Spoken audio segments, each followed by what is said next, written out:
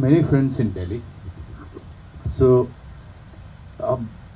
typically what happens that for me, I have been an actor who works in theatre. When I was doing theatre, I had too many journalist friends. Um, for for some reason or the other, for some compulsion or the other, the basic compulsion like where am I going to get my next food from? So there used to be one journalist in some publication that used to be our safe bet, going to his office and trying to find food from. Okay, so uh, many, I mean, Rajesh Joshi is someone who was very, very active those days, and so many others. So this is the world that I was very much familiar with, and I'm still friends with them. So whenever I go back to Delhi, if I'm having a screening, so most of the audience members are journalists. Okay. Journalism and investigative journalism दो अलग चीज होती जी है. बिल्कुल. तो जब आप journalist से बात कर रहे हैं और आपको रोल मिल रहा है इन्वेस्टिगेटिव जर्नलिस्ट का, तो इसके बारे में कुछ पता लगा आपको? जी बिल्कुल, जैसा मैंने बताया, राजेश जोशी या उनके तरह के बहुत सारे जो जर्नलिस्ट फ्रेंड्स हैं, उनके साथ ये फिल्म मिलने के बाद मेरी लगातार बात होती रही.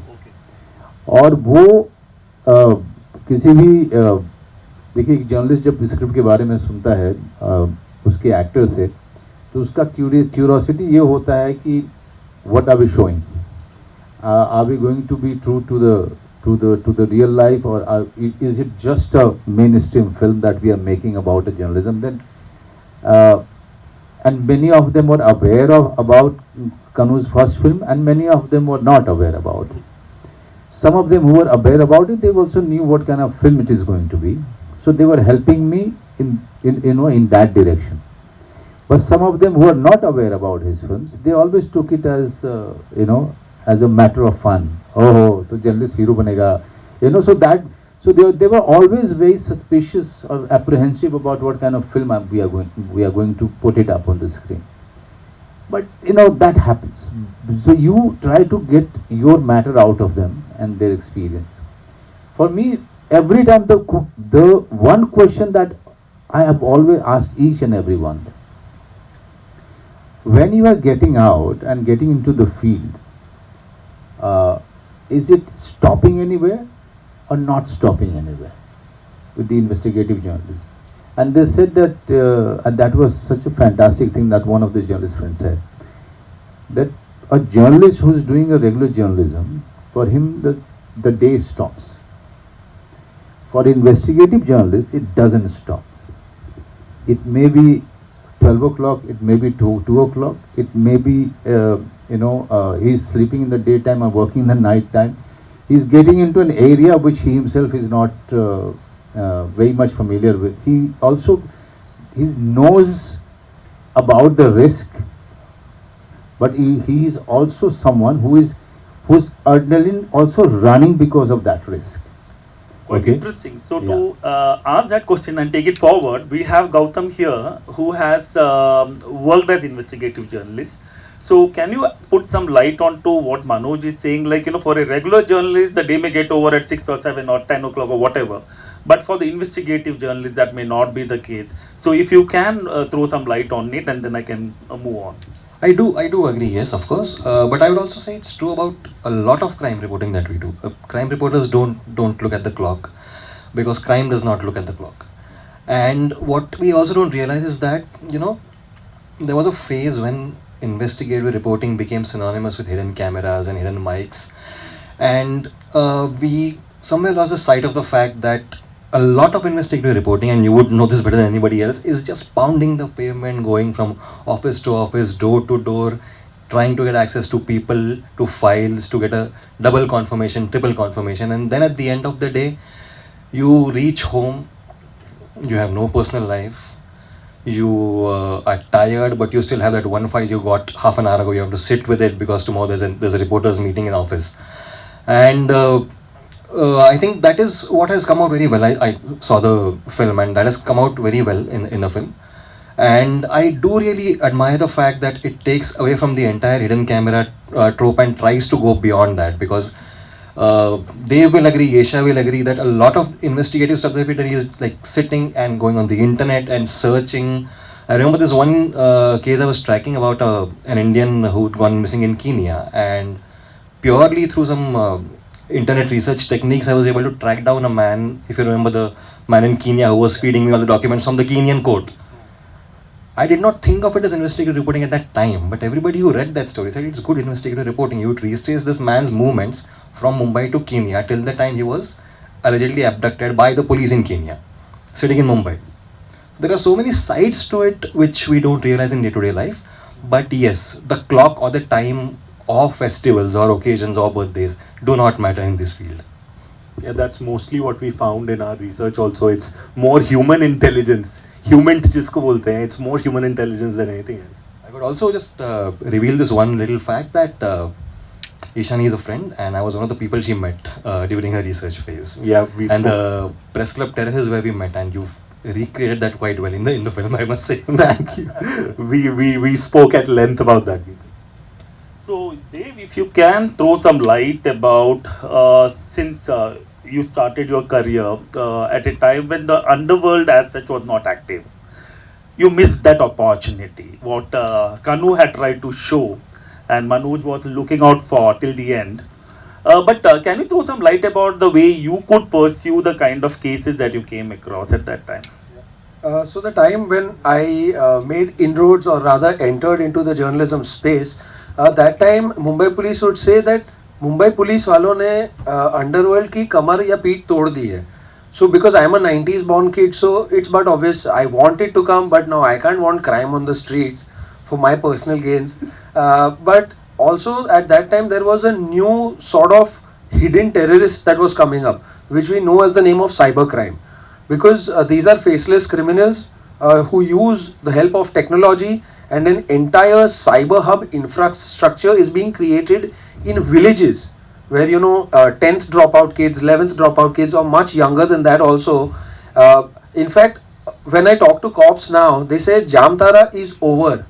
Abhi Rajasthan is the new growing Jamtara. So Jharkhand they are done with. True. So I came in at a very interesting time when there was rather a confluence of a lot of street crimes, narcotics related crimes, and the emergence of cyber crime. So I am in a very exciting phase where I also have a lot of other challenging things to do, which is also one very interesting thing I figured out about the Mumbai police is that because I only kept observing, so most of the work is done by the cops who are not in uniform. We know them as detection officials, or in Marathi as they call it, Gunem Prakatikaran Kaksh Adhikari. So most of these people work in the dead end of the police station, where in Mumbai language they say Todpani happens, where all the conviction and confessing of the crime and all of that happens. So I asked them, I said, sir, आप मुझे हर time बुलाते हो meeting के लिए, लेकिन inform भी नहीं करते हो, आप खुद कहीं मुंबई के बाहर चले जाते हो, तो मसला क्या है? So they're like, देव झारखंड में. I said, हर टाइम पूछता हूँ, वहीं होते हो, क्या है उधर? So that's when I first figured out that Mumbai police is spending a lot of time outside Mumbai to trace these people. And now because cybercrime has massively grown or multiplied manifold, which is why they have a separate cyber wing that has been created, and also at a police station level, the regular detection guys are different now from the newly constituted cyber detection team, which is what I said, IT related crimes are growing. So of course they need for that. So Yasha, you started with television. Now, because Dev and Gautam and myself had the print background, we have the luxury of investigating, working, cross-verifying. But you jumped into an era of breaking news. Now, tell me, when you do that breaking, you have very little time in hand to check whether the source is giving you the correct information, because you also have a chance of libel and defamation suit coming in. And moreover, forget about the bamboo that your boss would give you. So if you can throw some light about how challenging your experience was as a television news journalist. Thank you, sir. So basically, I of course jumped in the crime and the investigative space when I got it in TV. But before that, I spent a couple of years on working in newspaper just like all of you all. So that helped me build my own experience now. Because I know that I come from print, so I have to carry that liability. Of course, defamation, I think as journalists, all of us know, अगर defamation notice आया तो तुम कुछ तो सही कर रहे हो, इसलिए defamation notice आया है. So I think all of us have gotten defamation notices, and so have I. But yes, TV is altogether different ball game. for an investigative journalist, it takes a lot of time. It'll take us months, weeks, and that whole space in TV where there should be a dedicated investigative journalist who would spend weeks and months and not be questioned by their boss, so that they can just be on field, talk to like 10 officers, 20 officers, 100 officers and get those documents. That leeway we do not have in TV anymore. You have to juggle your everyday routine breaking, so much that I have just been giving a breaking on CM and I've come here. So that is how it is for all of us. We juggle that, and then like you've already mentioned, there's no time for us. It's any time in the day. So after that work of yours is where you get in that investigative space. And of course, it's more about cross, like we all of us do, cross check, recheck, whatever. And as of now in today's journalist space, if we know, most of the stories or such investigative pieces are planted so that they can be used for their own benefit. And in that, one needs to really know how you juggle and manage, and how much do you trust that source of yours. How long you you want trust to that. add something onto it? Yeah. No, I have a question for Oh, yeah, because yeah, the discussion is so So interesting before I give that opportunity, one of the things that people, especially like and maybe other audience also may have the similar question. This movie Dispatch, is it based on fiction or a biopic or a reality? How do you put that? Like, because when you look upon the movie, you find some similarities, but at the same time you are not revealing too many things. So if you can throw that light, if it is a fiction or if it is a story based on her reality. I think what we found out very quickly during our writing process was that इस तरह की film को किसी एक character या किसी एक इंसान पे बेस करना प्रॉब्लमैटिक होगा, because the world the flux in this world is so huge now, and there are so many stories about so many things that are happening that it will be unfair to do just a one story, because as I said in the beginning, for us very quickly the film became not about the case but about the people inhabiting this universe. So research करते करते इतने सारे लोगों से बात करते करते it has become an amalgam of everything that is happening around us. True. You wanted to ask. Yeah, I actually wanted to ask all of you this question because it's so interesting. Picking up from what you were asking, that crime journalist की life कभी never stops. Now I want to take us in further into that territory where I want to ask you guys, all of you, that at what point do you stop inside a story? How far does every story go to its culmination? Also, because during my research I heard that crime journalists specifically end up not doing more stories than they end up doing. So connected to that, and while you're working on a story, do you stop at any point? And if you do, then why and when? And yeah. So please start. So like you rightly said, at times a lot of stories that we pursue, they do not lead you to some place. Like you could get one bit of information, but there'll be no way you can actually cross-verify that. And then it'll be detrimental in the larger interest to pursue that kind of a story. And some stories like from your gut that, okay, this is it. And this is where the story ends, and that's how you put it further. Also, I think it's also a lot to do with the editorial requirement. Like, I might have a story in my hand, but then I will require, as a television reporter, to have two victims, like we speak about cybercrime, right? So I would have had to have two victims who will substantiate that story, so that I can show it on air. It's much easier to write, but to show it on air, it's much difficult. So only if I get that two victims, I get that four victims, I get those four lawyers who have that expertise on it, then my story goes further. Otherwise, my story dies down there. Because it may be an absolute amazing story given by one of the officers, given by one of the lead, saying this is what the next generation crime is. You can write it down, but you cannot show it on air. So how do I do? Then the story dies down there.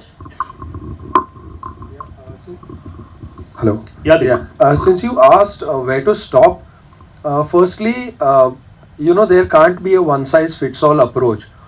Some stories lead you to the end. Some stories you realize that you're hitting a dead end right in the middle only. So, but there can't be a substitute to not trying at all. But of course, as you spend more years in the industry, you also tend to develop a sense of judgment, and you chalk out a mental map. Okay, this story is not worth it. This story, I could really pursue it. There will be some stories which you will realize later that it is rubbing a lot of people the wrong way or the wrong side, for which they will reach out to your top management, owners, editor-in-chiefs, etc. Whatever. So those are also the kind of possibilities. But I'd say personally that I think it's purely based on sense of judgment over the years, because you keep doing stories, so you really know what you as a journalist can also have access to in terms of police officials, bureaucrats, victims. In some cases, some journalists even manage to reach out to the accused who are probably inside the jail or are out on bail, or reach out to their families. So of course there are multiple elements. So even after that kind of hard work, I'd say to not get discouraged if it doesn't really take you anywhere. I mean, even in your case, you might realize that, okay, I'm writing a story, I'm going with the flow, but if I'm not really giving it an interesting end or something worthwhile, then I think creatively it's also going to dissatisfy you. So that's something also that really happens with us as journalists, that sometimes, of course, you know the end is going to be good, but उस process के दौरान मजा नहीं आया, and you don't want to be telling yourself that. Of course you get, because you're a part of that profession, so ultimate happiness will come, but as you are going with the flow, वो तुम एक drag के तरीके से कर रहे हो या एकदम मजा लेके आनंद के साथ रोज excitedly you're meeting your new sources, you're talking to people, and there will be days on end where you will also not get nothing out of it, but you also have to have the policy of wait and watch, because this is an entirely wait and watch approach game. Gautam, how do you look upon this question? What Kanu had? You would have had a different experience altogether of having put that end at somewhere, because you have been working on that investigative stories for a good time, especially the Kenya story, like where you are not in India, you are not in Bombay, and you still have to have, like, you know, because the time changes, the variation. Yeah. So how did you pass through that phase of your journalistic days? So I'm still in touch with all the sources I made in Kenya, if we are talking about only that case, and we still talk, but now it's in the court and it's not really going much further, so I'm just waiting, I'm not stopped. But by and large, what I have observed is that the governing factor is reader interest, or the not what they will find interesting, but in terms of their interest being served, in terms of are we informing them about something that they need to know. So you might start an investigation into a story and you might go on for 2 months, and then you may realize that I can go on for 3 months more, but it will take more time, it will take more resources, but at the end of the day, am I doing it for my own ego, or am I drawing a line here saying, okay, I have enough right now to tell the reader that this is what is wrong with the system and you deserve to know. So the filter that a lot of us apply over here is that, okay, itna info hai, 5 people have confirmed it, I've got 1 person on record at least reacting to it, let's put it out. उसके बाद में others might reach out saying कि मेरे साथ भी ये हुआ है, and we can take it forward. So sometimes you just have to take a call. So there is, like Dave said, there is no one size fits all solution for this. It's a judgment call. But sometimes the stopping is not strictly voluntary also. It is out of your hand. There was a case in Mumbai. I was with the Hindu at that time when there was a betting racket busted and a very recently big figure was arrested. And I managed to get his photo and some info on his background. I put it out and I wake up to an email from Canada, from freelance investigative journalist. It only has the subject line says you might find this interesting, and there's a photo of this man with another man who's an even larger figure in the betting world in a hotel in Dubai. Okay. He's getting some interest. There is no signature at the end of it. There is only one email ID. It's a Proton mail ID. I have no idea who it is. But I take it to the investigating officer. He confirms it. Yehi wo aadmi hai.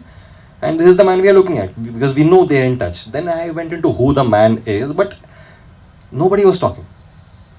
For nearly 2 weeks, nobody was talking till it was conveyed to me that ऊपर से order ये है कि यहाँ तक काफी है, देश के बाहर जाने की जरूरत नहीं. But I still had the photo and I still had the confirmation. So I ran that story.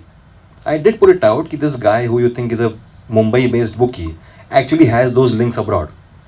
It served the purpose at the time.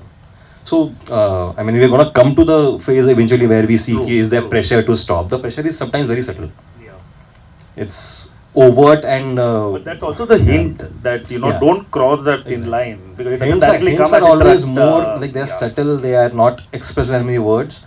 At the Hindu, if you remember, Josie Joseph had come down with that entire pen drive full of transcripts of intercepts of calls between the underworld and a lot of people who were here in India.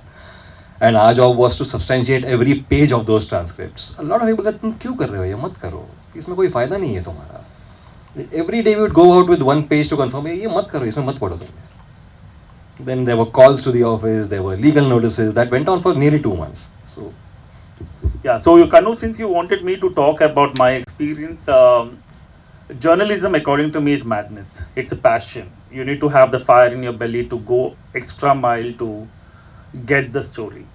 Because if you have a story and end of the day you come back to the editor and say like, nahi work out hua, you have to actually cut a sorry figure because you feel guilty about it end of the day. I had a classic example way back in 2014. A psychiatrist who ran a rehab, he came to me and met me in my office and he was quite disturbed. He told me, Vinod, I have young boys and girls who are coming to my rehab today and there's a new drug in the market. So I was quite interested to know what is this drug about. So he said, a cocaine which would cost you 1,200 rupees for a gram, there's a new one called Mephedrone or Meow Meow, which is for 100 rupees. Now the interesting thing is, you can place an order online and it can be delivered directly to your doorstep. So my challenge was, when I went and met the Narcotic Control Bureau Joint Director, he said, sorry, we are helpless. I said, why you are helpless? The act is there. You can go and nab these people. He said, we have no such provision under the law where this Mephedrone is mentioned. Understand it, it's not opium which is cultivated. It's not opium which is cultivated. This is synthetic drug which is made in the laboratory. And the laboratory could be anywhere. It could be next door. You don't know. But that Mephedrone is available. Now understand, narco-terrorism is a concern that most of the law enforcing agencies were having. You don't have to come and carry out a bomb blast or you don't have to carry out a terror act. The best way to erode the country is to target the youth of the country. Make them addicted. So unlike a cocaine which will make you to sit in one corner of the room once you take it, and as the impact of the drug comes down, you will be more silent and you may go to sleep. This was completely reverse in Meow Meow or Mephedrone. The moment the impact starts coming down in your blood system, you want to have it more. If you don't get it, you turn aggressive.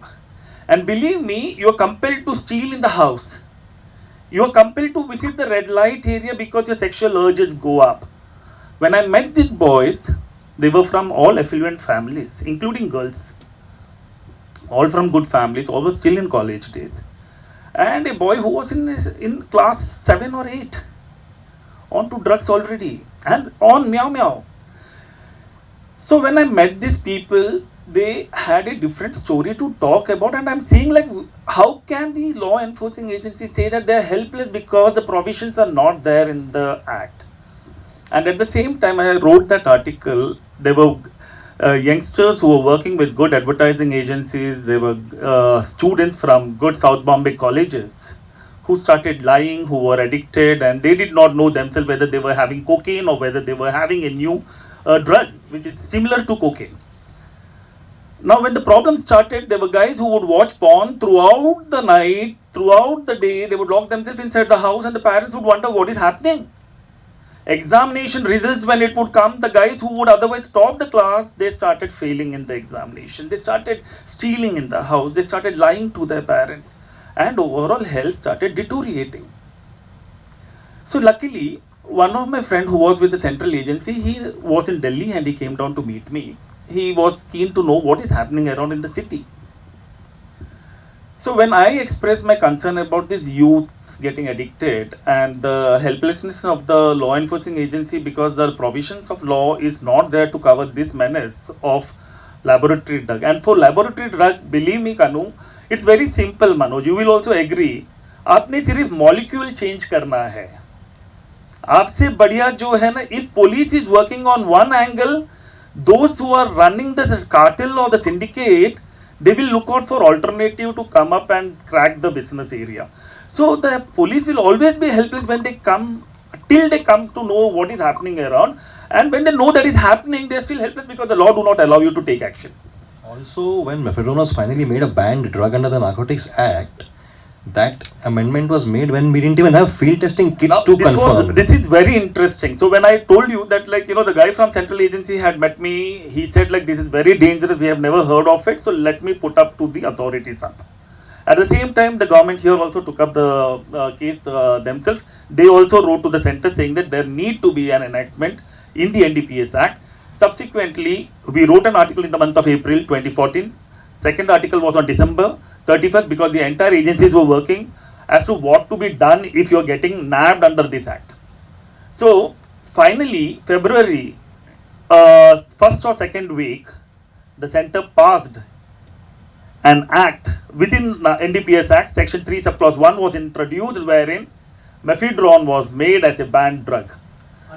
Sorry to abruptly interrupt, but until then, Mumbai's mephedrone queen, Shashikala Baby Patankar had run riot for almost a decade. Just imagine. वो 10 साल उसने दबा के जो MD बेचा है, क्योंकि NDPS act के तहत ऐसी कोई प्रोविजन नहीं थी, सभी लोग हेल्पलेस थे और MD के नाम पे एक वाइट सब्सटेंस बेचा जा रहा था और लोगों को, बच्चों को प्लेसिबो हो रहा था और वो प्योर भी नहीं था, उसमें ग्लास पार्टिकल्स आ रहे थे. You're supposed to like snort it like in a cocaine format और उसमें लोगों के nostrils फट रहे हैं क्योंकि उसमें भी प्योरिटी नहीं है.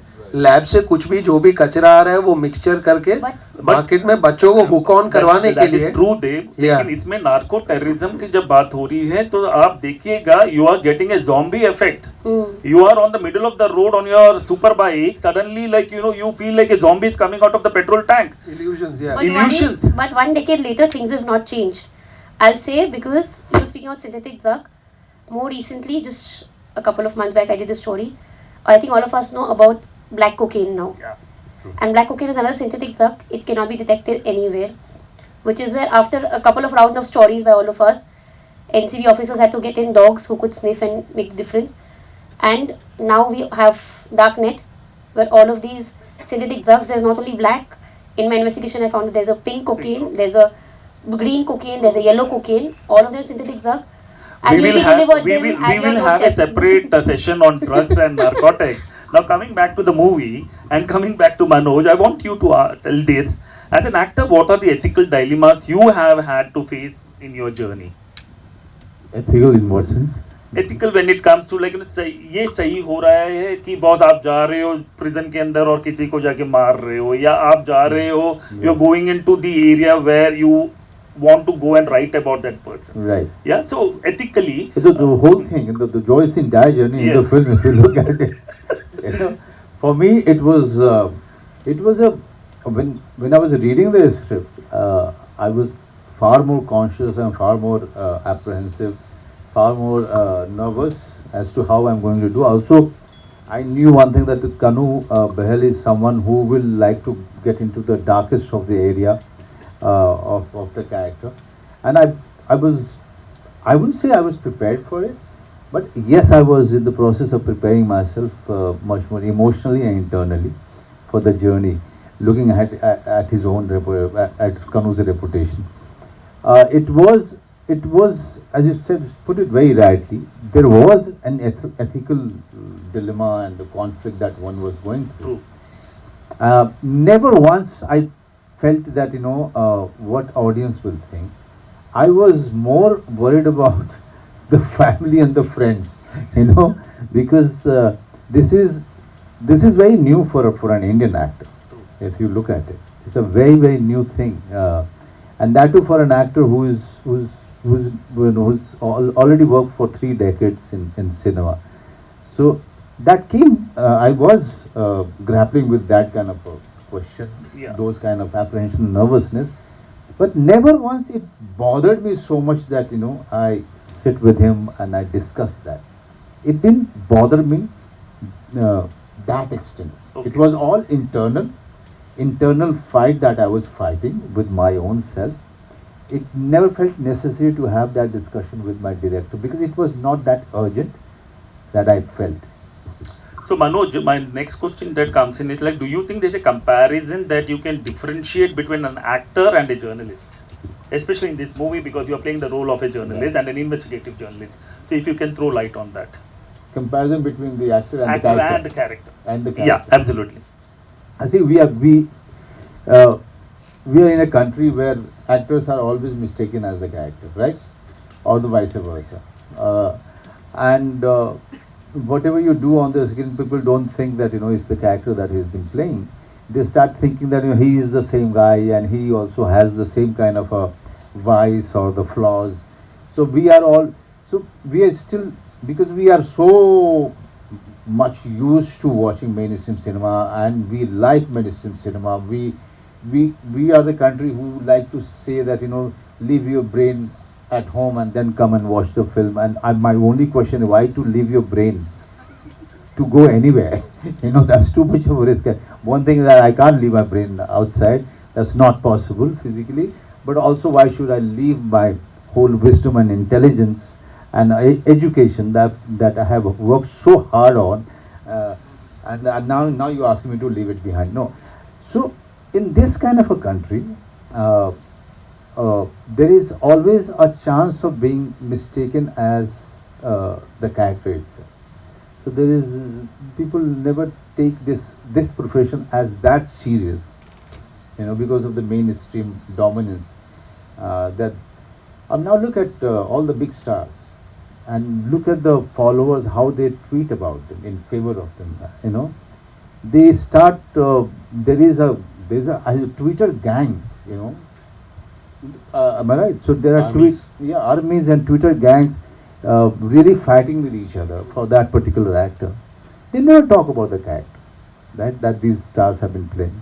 So this is that risk is always there. Actually, that is risk that we always do a film with all that risk, that people are going to mistake you as a character. Kanu, you want to add something? I have a question for you. Let me tell you one thing. Please, I mean, the few of the scenes that I have done. Let me tomorrow, if my audience or the people are offended by any act of mine in real life, they will always start making those scenes viral and telling people that this is what the character of Manoj Bajpayee is. So you are always running risk of that nature, that too in the time of such massive social media spread in the country and the influence of social media. Yeah, Kanu, please, if you want I just also want to quickly add, because with this whole debate of not being able to separate the actor and character, I think also is a very closely sort of related thing of how audiences feel like if a character is doing something wrong, then the film is doing something wrong. Whereas I think it's really important to separate what the character is doing within a film and what the film is trying to tell you about that character. Right. Now, for example, in this case, Joy, at no point, I mean, he's a very fallible, very, at times greedy, at times really looking out only for himself. But at no point is the film condoning what the character is doing. So you can have a character that's fallible, that's grey, that's troubled. All of us are in our lives. None of us are perfect. But it's also important to see what is the film trying to say about that character. Is it trying to say this journey might not be worth it, or is it trying to say this journey is worth it? So that clue is also very important to assess an actor, a character, a film, a performance. Sure. Yeah. Sorry. Like both of them very rightly pointed out that the audiences have a tendency to completely ignore the character and base that actor or actress's nature as the one in real life. That's something that happens to us also. I was at the football ground the other day, and just before my match, some friend came to me and he asked me, saying that Lawrence Bishnoi के बारे में क्या लगता है? ऐसे लगने का क्या है, वो अपना काम कर रहा है, मैं अपना काम कर रहा हूँ, मुझे पूछ मेरे जीवन में मैं खुश हूँ, क्या चल रहा है? अरे you want to base it on my 2 web links and reports that you read and you think कि मैं खुद ही एक वो disturbed soul हूँ. So the similar dilemma that you guys go through. Directly want to say you are already a celebrity journalist and people come asking questions to you. Quite interesting. That's all. Please, add one point to what Mr. Bahel said about.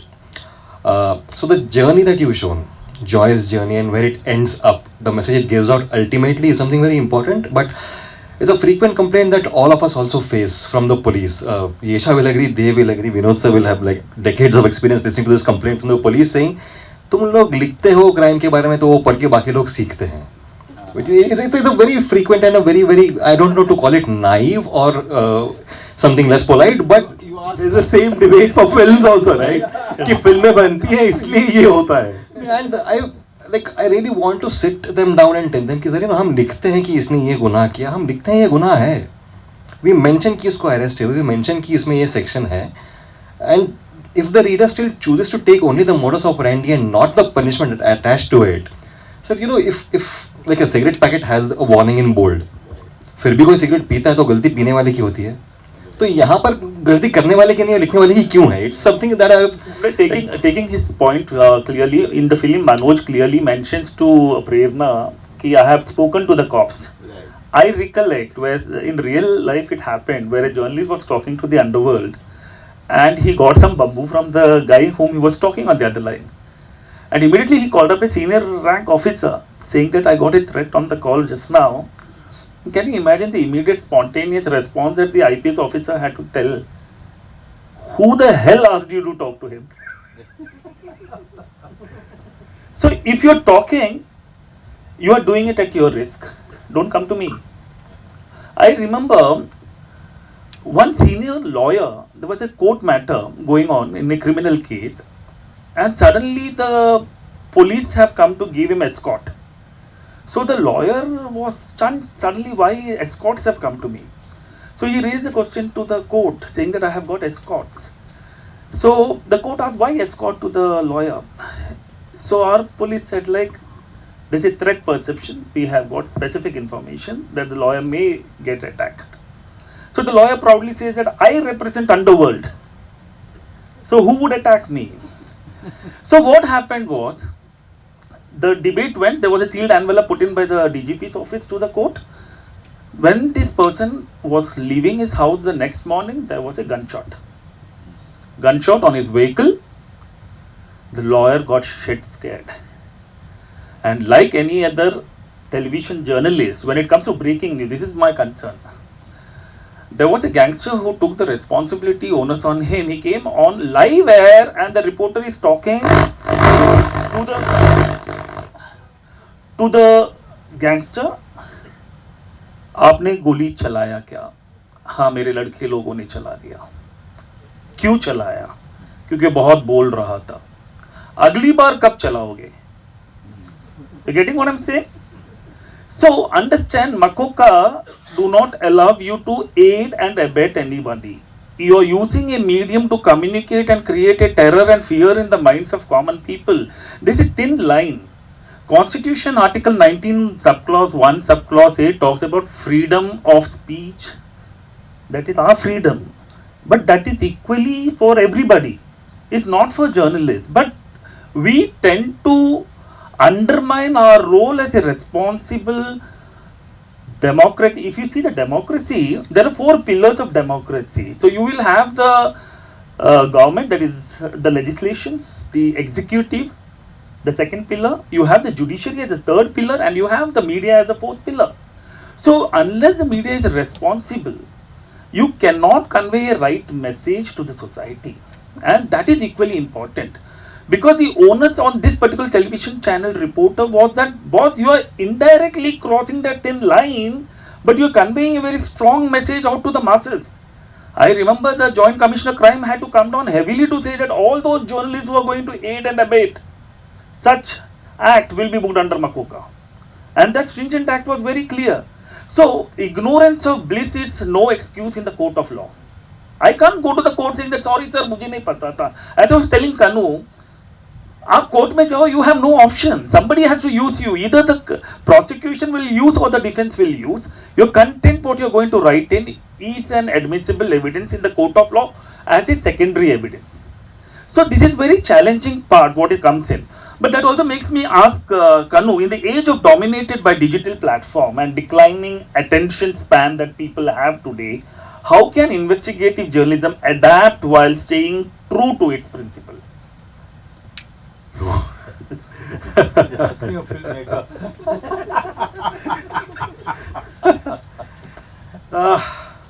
mean, it's a huge. I mean, we can talk about this till the cows come home. So, uh, yeah, I think I, I I would have to come back to, just because at the end of the day, as I said, we are all people. The guy we are talking about in the film is also a human being. At the end of the day, it's about which path you choose, which path you want to choose. There is a clear path of courage and honesty and principle. That's one path. The other path is survival and the need to have a acceptable family life, as he said, and everything else that comes with the desire to have a normal life as a human being. तो दो रास्ते हैं ये. एक रास्ता clearly बहुत ज़्यादा मुश्किल होता जा रहा है, और ज़्यादा मुश्किल होता जा रहा है, because I also wanted to ask you about the foggy nature of the world of crime journalism now. और जो मैं बोल रहा था कहाँ स्टॉप करते हैं, और जो थोड़ा सा वो आया कि कभी कभी ऊपर से भी होता है कि बस अभी, you know, so there are, it is clear that there are these two routes that emerge, and you know, whether it was print or whether it's digital now, the ethics or the person at the center of the digital or print world is still the human being, still the reporter, still the guy who's finding out what it is. It's just a medium that's changing. So I think it's still that path, which is, you know, it's the off-trodden path, which is beginning to show certain pebbles or a little bit of fire now. But I mean, you know, my faith is still restored and is deeply with the world of journalism and journalists, because every time something new has been thrown at them, they found a way, you know, to still keep fighting and still keep doing what they want to do. And we are seeing also so many journalists now move to digital media and try to find new ways to be able to say what they want to say. So yeah, that would be my take on it. One thing, one thing I just wanted to ask all of you. As Kanu has been saying that, you know, at the end of the day, a journalist is a human being, and human frailty is something that we all know. We all know how in any field, the greed, the fear, all of these things, and the need, personal need, the family, how much conflict a journalist of this nature will go through, say, on a day-to-day basis. This is something, because this is also film talks about, this is also these things which is related to these topics are somewhere become the reason for his fall. Okay? Absolutely. Yeah. Manoj, you have actually taken up a very interesting point. The major concern is mental health of journalists. This was very evident during the COVID-19 pandemic. So what happened, for the first time there were informations and disinformations which were there in public domain. And nobody, including journalists, had any clue about what exactly was happening around. Now, for instance, people were talking about using sodium hypochlorite as a chemical that need to be laced on the dead body so that the dead body do not spread COVID virus. This is a myth. But there was a directive from the municipal commissioner saying that, like, the bodies cannot be buried within the city limit. It has to be buried outside the city limit. There was a reason for that. But because it was also, like, you know, sentimental thing, so they said, like, no, it has to be finally agreed to be buried in the city. Now the problem here is, like, when you are lacing a dead body with 3 layers of plastic packet, you are also using sodium hypochlorite for lacing it completely, and then you are burying that. The question comes up is, like, both the biodegradability of the plastic, it takes 100 long years. You are damaging the environment. So when that issue was brought in, we realized that, like, it was much more than what we are talking about, because many of the journalists at the same time lost their jobs also. Many a time, if you see day in, day out, only murder, crime, you're talking about threats coming in, that psychologically impacts the journalist end of the day, because he's also a human being. So during that COVID, there was a fact-finding committee that was found in, and that fact-finding committee through Mumbai Press Club found out that, like, many of the journalists had to go through depression. Many of them, especially the freelancers, the photographers, they had to suffer a lot. Because unless you are having the regular source of income to clear off your monthly expenses, that was a concern. So this is a problem. I would like Dev and Yasha to throw some light, because they have also gone through, and that is something like, where you are still the budding young journalist. So if you can throw that light, and then I'll ask a last question and we can wind up. Yeah? Or you want me to continue this further, Naina? It's a good time. Yeah, it's a good time. We can. Yeah. So if you can throw this light, and then I'll ask the last question. Rightly so, because that was the time when I made that switch from print to yeah. TV, because I don't think any of us could sustain in print for a very long time, and Gautam agrees to it. I But, was laid yeah. off during the pandemic. Yeah, I lost exactly. my job at the height of the pandemic. So Same, all it was, I think, the case with most of us. But you know, when you speak of that thin line that one needs to draw, we of course have families to go back to. So something that we're speaking about. So more recently, if I speak about, it's all white collar crime and cyber crime. I've been covering agencies for quite some time. And more recently, there was this whole Mahadev app case, which I think all of us know about. And again, like what Vinod sir mentioned, for us on TV, it is all about showing that face. And sometimes when you go ahead, bring that element out, you are on the other end, and you are called by the police saying, "आप आ जाओ, आपका statement लिखना है." On the other hand, you know you're doing your job, but we all come from a family which are normal families. We did not come from journalist families who know what it means. So when I was covering that Mahadev app case, we had a lead that the whole money is going in for terrorism. Like you spoke about Underworld, that money directly, indirectly was linked to Underworld. And having gone ahead, spoken that on air, ran stories on it, there was a defamation notice that went to my editor at Delhi, my editor in Mumbai, and to me. And when you go and take that back home, there's the first thing your parents are saying, what is this? We'll have to go and stand in front of court. And for us, it's absolutely okay, because we are standing in court every single day, right? Just that we're not in the witness box, we're standing there and we know what the whole process is. But of course, you know, for your family, when you see the defamation notice, for them they'll ask you twice saying, ki, why are you all getting into all of this? So yes, I mean, it's a thin line that one maintains. But of course, like Sir said, it's a lot of passion that one requires to continue doing that despite all those hurdles that come your way. Do you want to add something on this? Yeah, because since everybody's covered the depression or the health angle, and Yesha's also spoken on something else, like Manoj asked about the morals and the ethics part, I think to begin with, it lays the framework of who you will turn out to be as a human being before being a good journalist. So I think having strong, intact morals is also very closely linked to the kind of journalist you will become, because it also has a very direct and adverse impact on authenticity.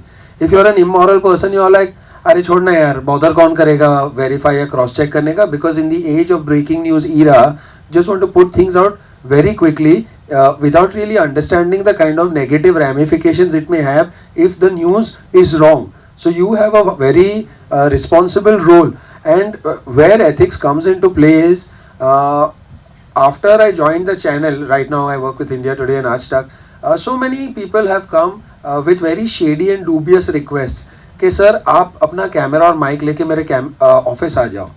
I said और आगे क्या करना है, आगे का brief तो बताओ. They like बस आप आ जाओ, एक जन आएगा, मैंने उसको बुलाया, आप खाली माइक उसकी तरफ कर देना. आई सेड मतलब लाइक वो माइक देख के डर जाएगा, वो आपको इतना इतना पैसा तो ऑन द स्पॉट दे ही देगा. सो आई सेड तो मेरा इसमें क्या है. लाइक नहीं नहीं, ये पैसा आपका है, मुझे उससे बदला लेना है. So I said, which is where my morals heavily come into play, saying that भाई मैं तुम्हारे लिए थोड़ी ना ऐसा वसूली एजेंट बैठा हूँ. Because what happens is that you spend your entire life trying to achieve that credibility, that immaculate reputation of yours. वो जो तुम एक XYZ amount लोगे अभी के लिए, वो short term pay है, लेकिन उसके बाद होगा long term pay off. You will be paying to the agencies, you will be paying to the courts. इतना वकील पे खर्चा करोगे, तुम्हारी बेल होगी नहीं. अगर वो बेलेबल सेक्शन नहीं हुआ, then you know what is you're going to land up in. True. So my last, also, you want to say something? yeah, because I have a very personal true, story true, absolutely. connected to it. I don't know how you forgot this. Taking off from it, he said, it helps if you have a supportive or an understanding boss just above you. Back in the Express when I was with them, I spent some 10 months under round-the-clock police protection at one point, because it began in a quite funny way. Okay, a Bollywood star had a dispute with her partner, and this gangster calls up the office saying कि मैं उसका fan हूँ, तो मुझसे दूर रहना. I'm like, ये script कहाँ से बोल गया? Why is he doing this now? Personal dispute में. So I just started asking around and finding out, and ultimately I wrote a story saying it's just he's trying to get attention, and I used certain words which the people speaking about the gangster had used. I quoted them and he took offense, and then 2 months later I'm informed that there were certain people near my office, they were looking for me and they have been arrested. Unki जेब में मेरा photo था, उनके पास weapon था, and so on and so forth. But just after the protection was put into place and I was always accompanied by an armed guard, a month later the same gangster tried to kill someone in an area traditionally ruled by another gangster, old time gangster. So I called up my boss who had left for the day saying कि इसकी हरकतें फिर शुरू हो गई है, let's do one more story saying he is being a wannabe again. And she said कि now you're playing with fire for your ego. You made your point. You told everyone in writing that he is just trying to get attention. Right now you have protection. Right now you have a family to think of. And my mother was actually fighting with me every day saying quit the profession and all. And you want to do it again for what? And she would have stopped to it. But if she had not, I would have maybe done something which would have worsened the situation for everybody, my employer, my family.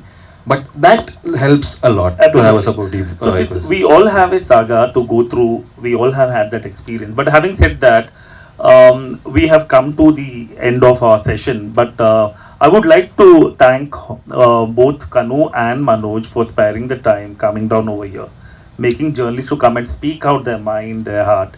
And our best wishes for your movie that comes on the 13th. So best wishes. Thank you for coming and making it Thank great. you, thank you, thank you. Thank you you. so much for your Thank insightful you. anecdotes. We would like Kanu and Manoj sir to also thank you all for your time for coming here and sharing all of those lovely Oh anecdotes. yes, lovely. I mean, for me as an actor, every time all these guys were talking, I was going back to the shoot days and the challenges and all the odd things those were happening, and also the questions that was coming to your mind when you are actually playing it, and when there is a director who has certain answers because he's been part of the R&D. I also feel that hearing you somewhere, I'm a little relieved that we were somewhere very close to Kanu's depiction, somewhere very close to what really happens in real life. Also, the one thing that I couldn't ask, greed is one thing, job is one thing, but knowing that there is a risk of losing life, that is another thing. But salute to you all, what you do and how you do. As you said, that you guys are driven by the passion. I just hope that the fourth pillar survives all the oddities, all the obstacles, all the greed, and fourth pillar always stands straight and strong in this country. I'm into that.